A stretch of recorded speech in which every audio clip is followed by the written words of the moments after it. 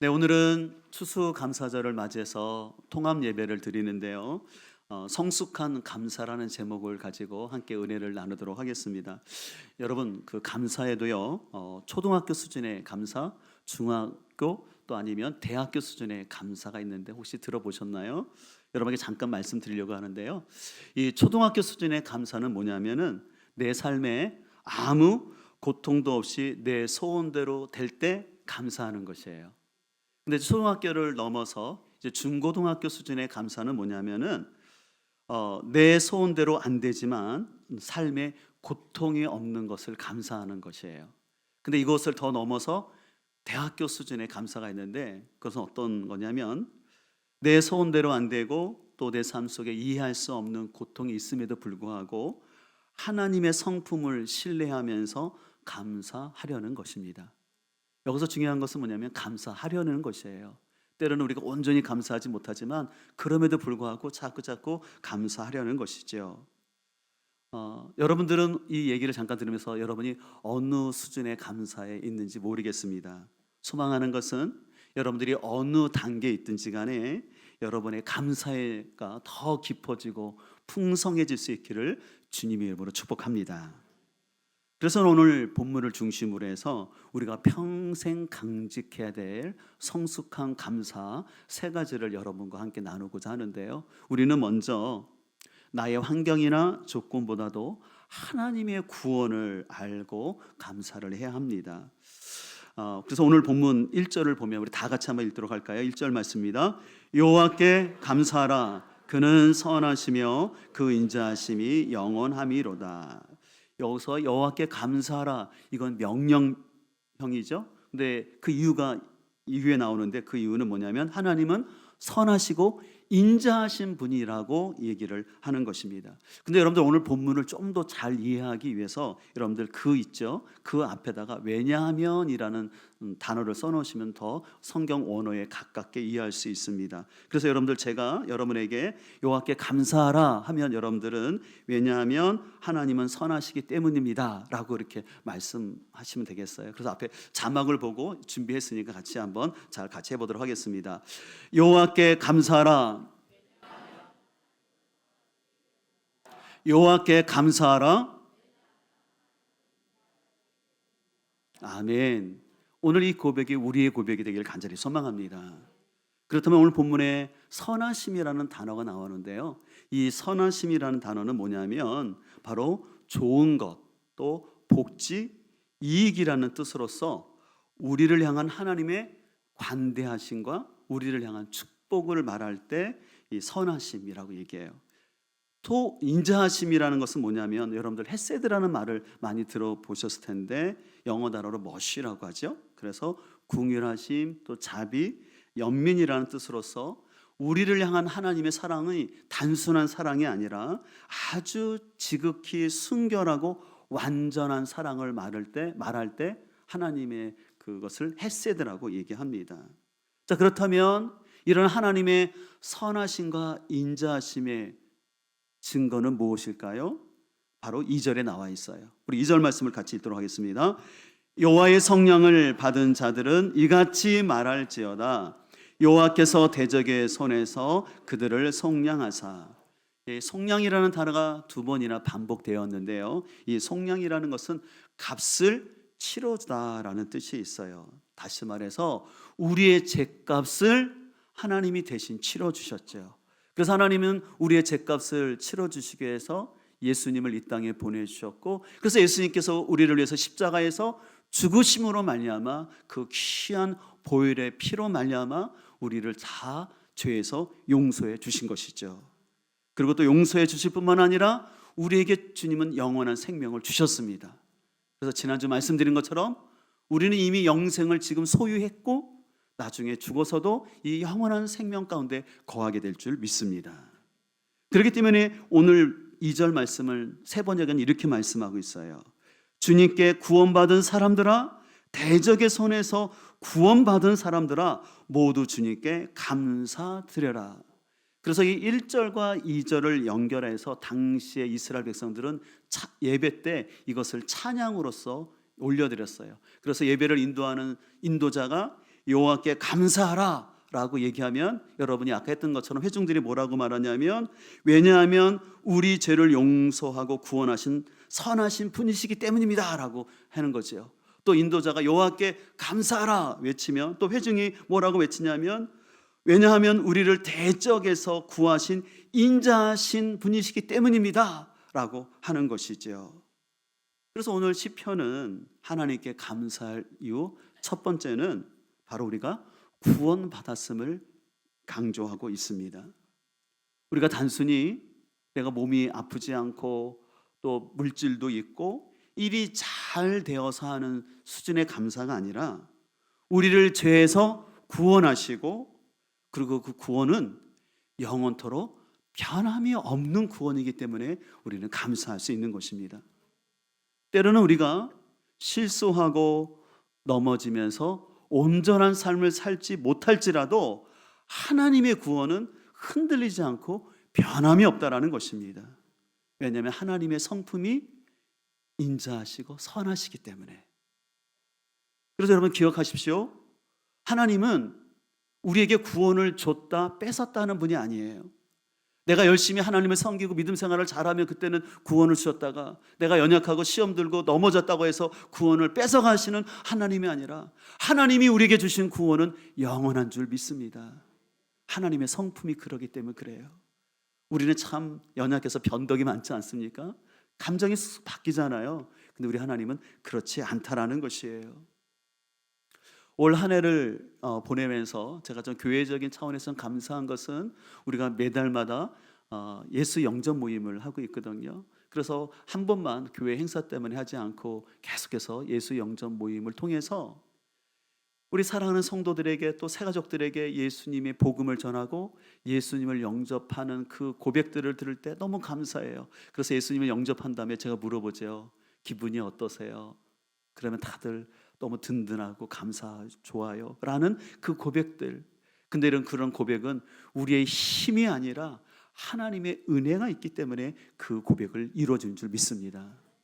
근데 여러분 한 가지 더 기억할 것은 때로는 어떤 분이 예수 영접 모임에 참여하고 예수님을 영접한 이후에 때로는 연약하고 부족한 모습이 보일 수 있어요. 그러나 그럼에도 불구하고 하나님의 구원은 변함이 없는 구원이기 때문에 하나님은 다시 우리를 성령님 안에서 회복하였 줄 믿습니다. 그래서 사랑하는 성도 여러분, 오늘 추수 감사절을 맞이하여서 혹시 여러분 가운데 감사할 거리가 없고 나의 가정이나 사업에 어려움이 있다 할지라도 하나님은 선하시고 하나님이 인자하시며 우리는 그 사랑으로 인하여 구원받았고 이 구원은 절대로 변함이 없다라는 그 사실로 인하여 감사할 수 있는 우리 모두가 되기를 주님의 이름으로 축복합니다. 두 번째로 우리가 감사해야 될 이유는 하나님은 우리의 기도를 응답해 주시기 때문에 그렇습니다. 오늘 시간 관계상 오늘 시편 107편을 다 읽지는 않지만 이 107편에는요 네 부류의 사람들이 등장하는데 먼저 4절과 9절에 나오는 사람들이 있는데요. 이 사람들은요 광야 사막길에서 방황하며 거주할 성읍을 찾는 자들이었어요. 아마 이들은 부주의함으로 길을 잃었던 것 같아요. 그 다음에 10절부터 16절에 보면은 흑암과 사망의 그늘의 감옥에 갇혀서 고통 중에 울부짖고 있는 사람들이 나옵니다. 이들은 하나님을 두려워하지 않고요 자기 고집대로 살다가 흑암 가운데 갇혀 있는 사람들입니다. 또 세 번째로 17절과 27절에 사람들이 나오는데 이 사람들은요 미련한 사람들이라고 하여서 이 사람들은 하나님을 거역하였다가 그 범죄함으로 인하여서 큰 질병 가운데 있는 사람들입니다. 마지막 네 번째 부류의 사람들이 23절 이하에 나오는데 이 사람들은요 어떤 개인의 잘못보다는 자연적인 재해로 인하여서 고통을 당하고 있는 사람들입니다. 저는 이 말씀을 보면서 여기에 나오는 네 부류의 사람들은요 각기 다른 환경에서 서로 다른 이유 때문에 도저히 빠져나올 수 없는 공경과 어려움 가운데 있었다라는 거예요.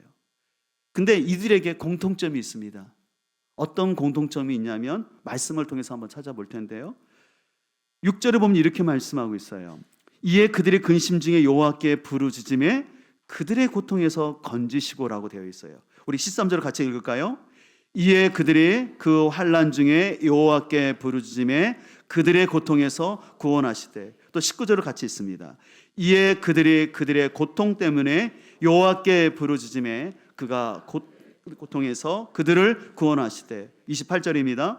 이에 그들이 그들의 고통 때문에 여호와께 부르짖음에 그가 그들의 고통에서 그들을 인도하여 내시고. 어떤 단어가 반복되었습니까? 여호와께 부르짖음에. 그래서 이들은 다양한 고난과 다양한 이유 속에서 절망 가운데 있었지만 그 고난과 어려움 속에서 공통적으로 한 것은 뭐냐면 하나님께 부르짖었다라는 것이에요. 근데 이 부르짖었다라는 단어는요, 크게 소리를 외치다라는 뜻이 있어요. 근데 혼자만이 아니라 같이 부르짖으며 하나님께 도움을 구했다라는 것입니다.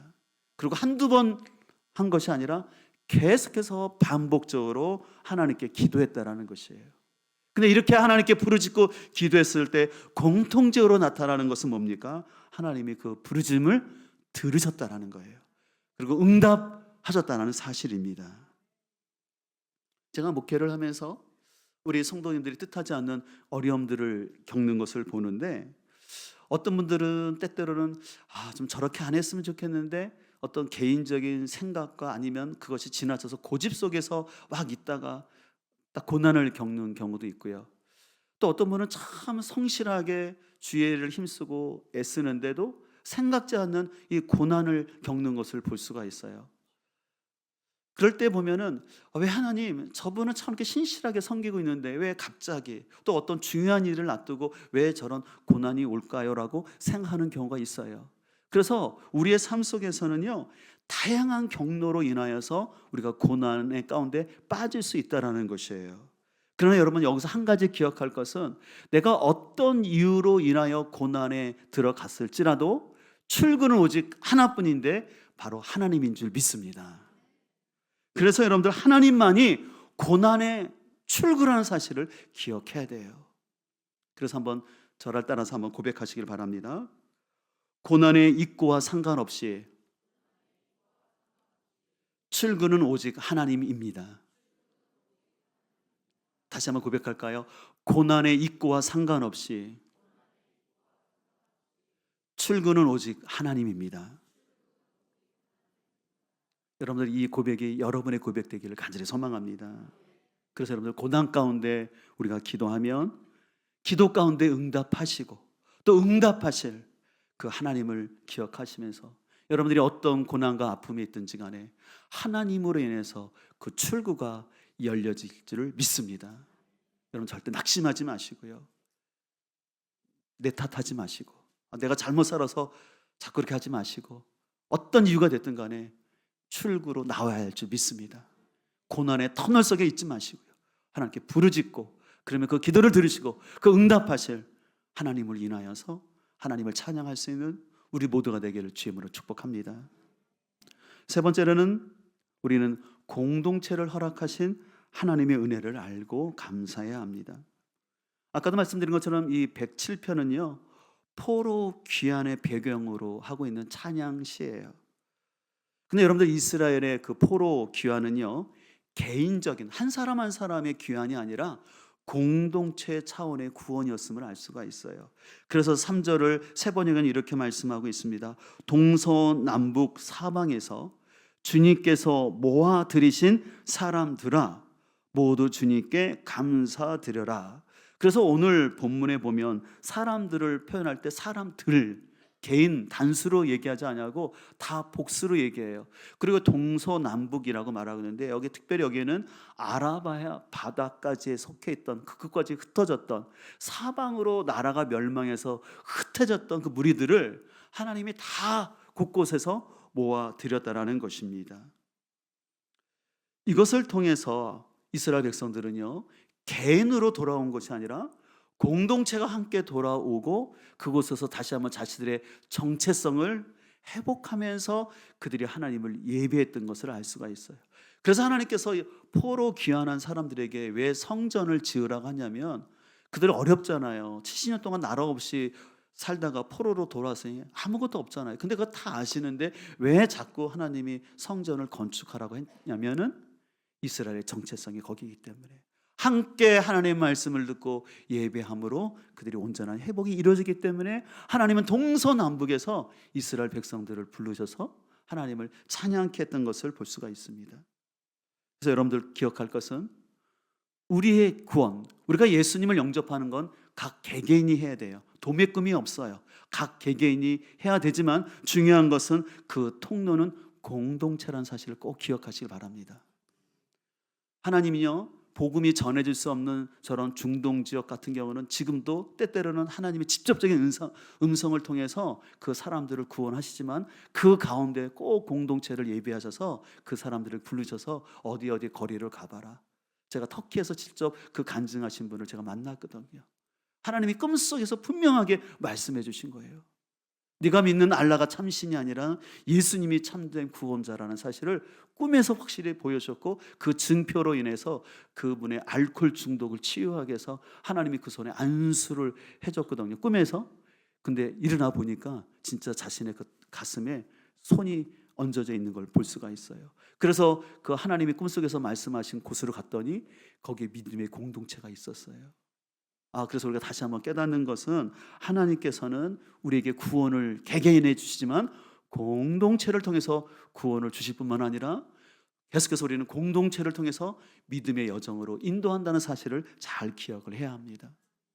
이스라엘 백성들이 3번에 걸쳐서 포로에서 돌아오는데 어느 누구도 개인의 능력이나 출중해서 돌아온 것이 아니라 공동체와 함께 했기 때문에 그들이 안전하게 돌아왔다라는 것이죠. 여러분들, 이 바벨론에서 예루살렘까지의 거리가 결코 짧은 거리가 아니에요. 대략 한 1500km가 돼요. 여러분들이 이해를 돕기 위해서 좀 예를 든다면, 여러분들 서울에서 부산까지가 500km 잡잖아요. 그러면 1500km면 서울에서 부산을 왕복한 다음에 서울에서 부산까지 한 번 더 간 거예요. 근데 여러분들, 이 당시에 그들이 돌아올 때 도로가 있었을까요? 없었잖아요. 그래도 버스 타고 올까요? 기차가 있었나요? 없었어요. 그냥 그들이 그냥 보찜지고 온 거예요. 근데 그들이 돌아올 때 그 길은 평탄한 길이 아니라 거기에는 강도 있었고 산도 있었다라는 것이에요. 더군다나 거기에 그들을 노략하려고 하고는 도적대들도 있었고 사나운 들 짐승도 있었어요. 근데 바로 이스라엘 백성들은 공동체로 함께 무리지어서 옴으로 인하여서 그 모든 위험들을 잘 극복하고 그들이 예루살렘에 도착했던 것을 알 수 있습니다. 여러분, 만약에 어떤 사람이요, 같이 올래니까 불편한 거예요. 특별히 포로 귀환할 때 나이 많으신 어른들이 많았거든요. 그러니까 어른들이랑 거리가 너무 답답하다고, 그럼 나 먼저 빨리 가서 내가 자리 잡겠다고 먼저 갔거나, 또 아니면 같이 오는 길에 먹을 것도 없고 힘들잖아요. 그러면 사람의 본성이 나타나지 않습니까? 그럼 서로 싸우겠죠. 다투겠죠. 그러나 저 사람하고 도저히 답답해서 내가 알아서 그냥 찾아갈 테니까 나 혼자 따라가겠다고, 그래서 그 사람이 대열에서 이탈했다면 어떻게 됐을까요? 아마 얼마 가지 않아서 도적대의 습격을 받거나, 아니면 사나운 이리의 공격을 받거나, 아니면 혼자서 뜨거운 광야를 걷다가 우울증에 걸리지 않았을까 생각을 해보게 됩니다.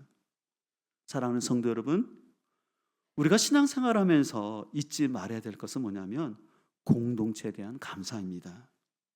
우리는 보통 이렇게 추수감사절을 맞으면 내 개인적인 차원에서 올 한 해 동안 하나님께서 나의 삶에 이렇게 해주셨던 개인적인 차원에서의 감사를 생각하는데, 여러분 성경을 잘 보면은 그런 개인의 감사도 있지만 하나님은 공동체를 통해서 우리에게 축복을 주셨다는 사실을 잘 기억을 해야 합니다.